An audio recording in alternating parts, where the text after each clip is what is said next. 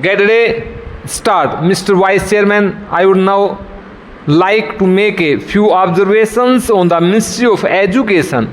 Education is basic to any national regeneration.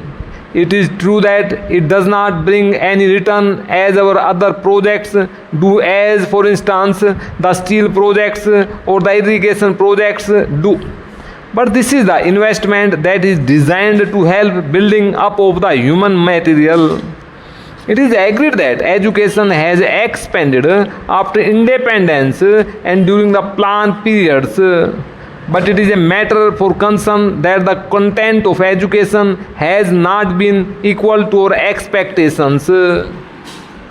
Even today, we are engaged in experimenting with all types of education from the basic stage up to the university level. It is not clear, I presume, that the basic pattern of education of which so much was said and written is accepted as a success even today.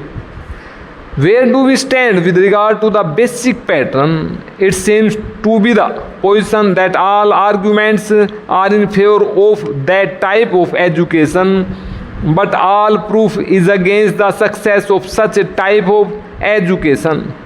Where does the government stand with regard to this type of education? We swore by the basic type of education because it was discovered by the father of the nation. But if it has been a failure, why should not the government say that? That is the position.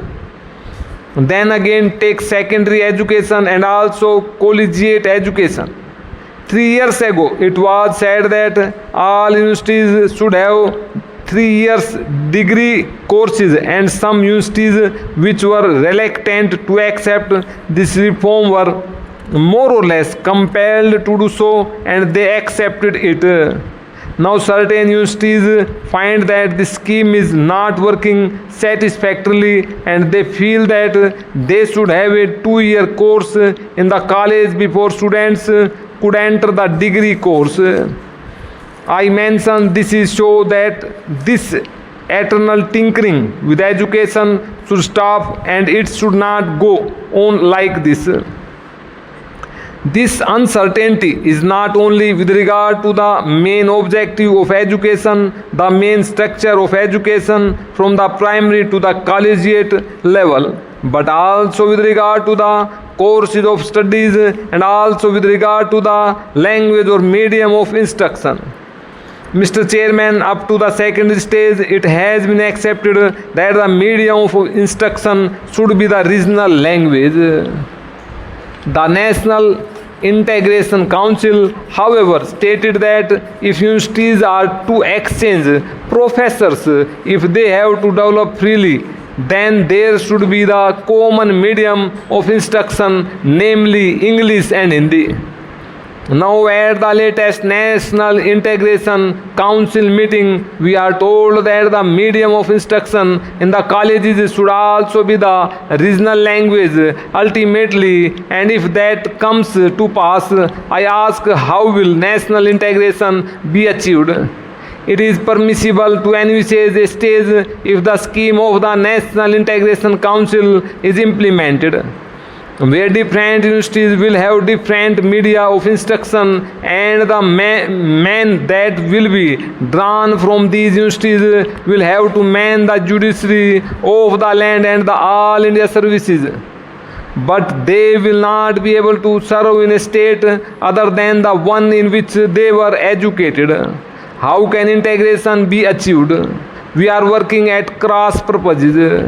It is time that a high power body was appointed to hammer out a national scheme of education having integration as the basic aim and to implement it systematically.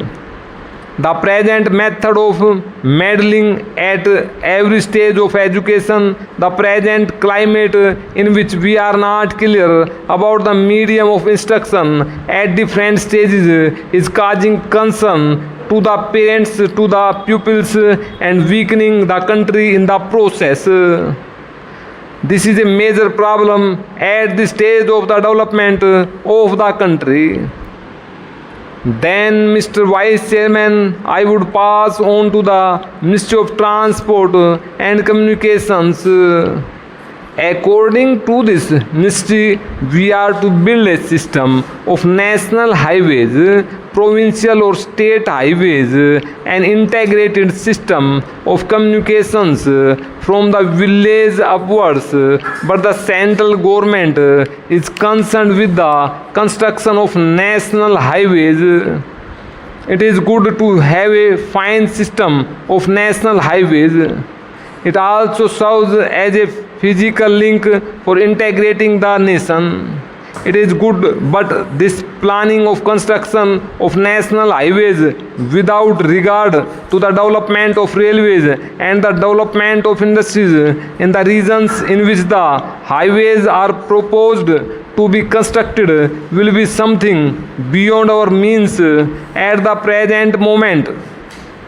Assuming that we have a network of national highways, are they to be put to immediate use? Are they good investments? Unless you have industries, small, big or medium, coming along the highways, unless they assure you a fair return for the investment, it is not desire to have a system of highways for the sake of mere transport of passengers. In other words, we should have a scheme of priorities for the national highways so that they can be looked after. Mr. Vice Chairman, sir, I rise to support the Plantations Labour Amendment Bill brought up by the government for our consideration.